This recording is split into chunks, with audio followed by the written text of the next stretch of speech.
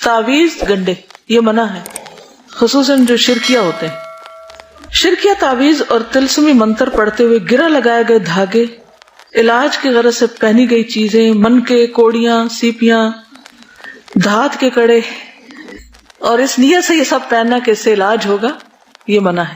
ٹھیک ہے. رسول اللہ صلی اللہ علیہ وسلم نے فرمایا جس نے تمیمہ کا مطلب ہے شرکیہ تعویذ گلے میں لٹکایا اس نے شرک کیا. ابن مسعود کہتے ہیں میں نے رسول اللہ صلی اللہ علیہ وسلم کو فرماتے ہوئے سنا بلا شبہ جھاڑ پھونک، تعویذ اور حب کے اعمال شرک ہیں. لوگوں نے کہا اے عبد الرحمن یہ جھاڑ پھونک اور تعویذ کو تو ہم جانتے ہیں، یہ حب کے اعمال کیا ہیں؟ انہوں نے کہا یہ کوئی ایسا عمل ہے جو عورتیں کرتی ہیں اپنے خامدوں کے ہاں محبوب ہونے کے لیے. یعنی ایسا تعویذ لکھواتی ہیں کہ جس سے شوہر کی نظر میں بہت محبوب ہو جائے. عمران بن حسین نے ایک آدمی کے بازو میں پیتل کا چھلا دیکھا، پوچھا یہ کیا؟ اس نے کہا کمزوری کی وجہ سے. انہوں نے کہا اگر چھلے کو پہنتے ہوئے تجھے موت آ گئی تو تجھے اسی کی سپرد کر دیا جائے گا. تعویذ لٹکانا، کئی لوگ تعویذ گلے میں لٹکاتے ہیں، یہ بازو پہ باندھتے ہیں، یہ کہیں اور لٹکا دیتے ہیں. عیسیٰ بن عبد الرحمن کہتے کہ میں عبداللہ بن اقیم ابو معبد جوہنی کے پاس ان کی عیادت کے لیے گیا تو ان کے جسم پر مرض کی سرخی تھی. میں نے عرض کیا آپ کوئی چیز تعویذ کیوں نہیں گلے میں لٹکا لیتے؟ انہوں نے فرمایا موت اس سے زیادہ قریب ہے. نبی صلی اللہ علیہ وسلم نے فرمایا جس نے کوئی چیز لٹکائی وہ اسی کے سپرد کر دیا گیا. یعنی لٹکانا پسندیدہ نہیں. مشکلات اور تکالیف سے بچنے کے لیے، دنیاوی مقاصد حاصل کرنے کے لیے امام ضامن باندھنا شرک ہے. بعض اقوام میں مسافروں کو سفر کی ابتدا میں یہ بازو پر باندھتے ہیں.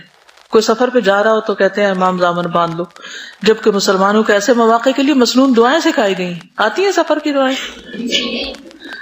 رویفہ کہتے ہیں رسول اللہ صلی اللہ علیہ وسلم نے مجھے فرمایا اے رویفہ امید ہے تمہیں میری بات لمبی زندگی ملے گی تو تم لوگوں کو بتا دینا کہ جس نے اپنی داڑھی میں گرہ لگائی، داڑھی کے بالوں میں خود گرہ لگائی یا تانت باندھی، تانت ہوتے تاند جس کو پنجابی میں کہتے ہیں نا، یہ دھاگا، یا کسی جانور کے گوبر یا ہڈی سے استنجا کیا تو محمد صلی اللہ علیہ وسلم اس سے بری ہیں، یعنی آپ اس کو اپنی امت میں نہیں شمار کریں گے.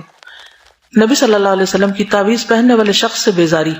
عقبہ بن عامر کہتے ہیں ایک مرتبہ رسول اللہ صلی اللہ علیہ وسلم کی خدمت میں 10 آدمیوں کا ایک وفد حاضر ہوا.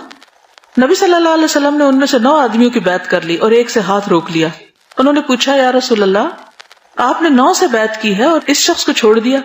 آپ نے فرمایا اس نے تعویذ پہن رکھا ہے. یہ سن کر اس نے گریبان میں ہاتھ ڈال کر اس تعویذ کو ٹکڑے ٹکڑے کر دیا اور نبی صلی اللہ علیہ وسلم نے اس سے بھی بیعت لے لی اور فرمایا جو شخص تعویذ لٹکاتا ہے وہ شرک کرتا ہے. صحابہ کی بیزاری. قیس بن سکن کہتے ہیں عبداللہ بن مسعود نے اپنی بیوی کو دیکھا کہ اس نے سرخ دانوں خسرے کی بیماری کی وجہ سے تعویذ پہنا ہوا ہے تو انہوں نے سختی سے اسے کاٹا اور کہا عبداللہ کی آل شرک سے بیزار ہے. ہم نے نبی صلی اللہ علیہ وسلم سے یہ بات یاد کی ہے کہ بلا شبہ جھاڑ پھونک، تعویذ اور حب کے اعمال شرک ہے. ابن مسعود کی بیوی زینب فرماتی ہے ہمارے یہاں ایک بڑھیا آیا کرتی تھی، وہ سرخ دانوں کی بیماری کا دم کرتی تھی اور ہمارے پاس لمبے پاؤں والی ایک چارپائی تھی. عبداللہ جب گھر میں داخل ہوتے پہلے کھانستے آواز دیتے پھر اندر آتے. ایک دن وہ تشریف لائے، جب اس بڑھیا نے ان کی آواز سنی تو چھپ گئی. وہ آ کر میرے پاس بیٹھ گئے. انہوں نے مجھے ہاتھ لگایا تو انہیں ایک دھاگا سا محسوس ہوا جو میں نے گلے میں ڈالے ہوا تھا. انہوں نے کہا یہ کیا ہے؟ میں نے کہا اس نے مجھے سرخ دانوں کی بیماری کا دم کر کے دیا. انہوں نے اسے کھینچ لیا، توڑ کے پھینک دیا. فرمایا عبداللہ کے گھر والوں کو شرک کی کوئی ضرورت نہیں. میں نے رسول اللہ صلی اللہ علیہ وسلم سے سنا آپ فرما رہے تھے دم جھاڑ، تعویذ اور حب کا عمل سب شرک ہے.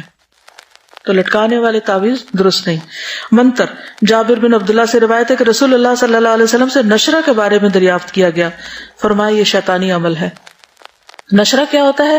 جن جادو اتارنے کے لیے شرکیہ اور جاہلانہ منتر پڑھنا، یعنی جھاڑنا. شرکیہ دم سے جھاڑ بھی منع ہے، صرف پہننا نہیں بلکہ جو بھی آپ پہ کچھ پڑھے پتا ہو وہ پڑھ کیا رہا ہے، یقین کرنا ضروری ہے کہ وہ صحیح آیات یا مسنون دم ہی کر رہا ہے. گھوڑے کی نال پتہ ہے وہ کیا ہوتی؟ جادو، نظر بد، بیماری یا حادثات سے محفوظ رہنے کے لیے گاڑی، مکان یا دکان وغیرہ پر گھوڑے کی نال لٹکانا یا کالے دھاگے وغیرہ باندھنا اللہ تعالیٰ پر عدم اعتماد کا اظہار ہے، شرک ہے. اس کی بجائے اللہ کی پناہ اور حفاظت طلب کرنے والی دعائیں پڑھنی چاہیے. اب آپ دیکھیے کہ پیچھے جتنے بھی دم کے طریقے مسنون ہیں جب آپ کو پتا ہوں گے تو اس کے علاوہ باقی سب آؤٹ کر دیں. ٹھیک. عبداللہ بن مسعود کہتے ہیں میں نے رسول اللہ صلی اللہ علیہ وسلم کو فرماتے ہوئے سنا دم، جھاڑ، گنڈے، منکے، جادو کی چیزیں یا تحریریں شرک ہیں. ان کی اہلیہ نے کہا آپ یہ کیوں کر کہتے ہیں؟ اللہ کی قسم میری آنکھ درد کی وجہ سے گویا نکلی جاتی تھی تو میں فلاں یہودی کے پاس گئی، اس نے مجھے دم کیا. جب وہ دم کرتا تھا تو میرا درد رک جاتا. عبداللہ رضی اللہ عنہ نے کہا یہ شیطان کی کارستانی ہوتی تھی. وہ تمہاری آنکھ میں اپنی انگلی مارتا تھا، جب وہ یہودی دم کرتا تو شیطان باز آ جاتا. یعنی شیطان جسے اس دن بھی بتایا تھا نا، باتوں کرتے ایک دم سوئی چپتی ہے جسم میں، تو شیطانی کچوکا بھی ہوتا ہے.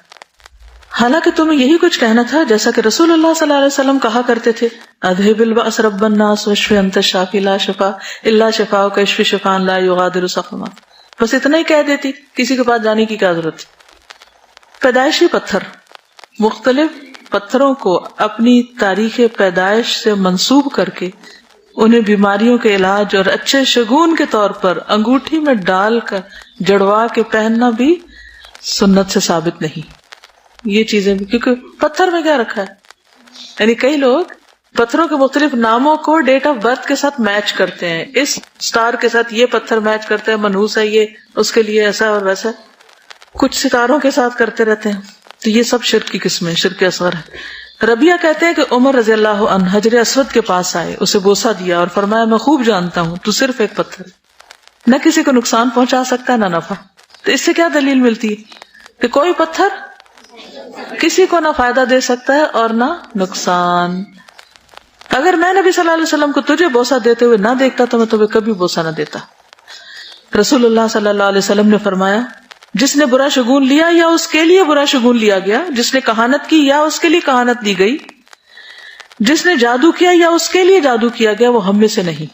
ٹھیک ہے، یعنی خود کرنا یا کسی کے لیے کرنا، یا جس کے لیے کیا جائے، وہ سب اس میں آ جاتے ہیں. نبی صلی اللہ علیہ وسلم نے فرمایا میری امت کے 70,000 لوگ بلا حساب جنت میں جائیں گے. یہ وہ لوگ ہوں گے جو جھاڑ پھونک نہیں کراتے، نہ شگون لیتے اور اپنے رب پر بھروسہ کرتے ہیں.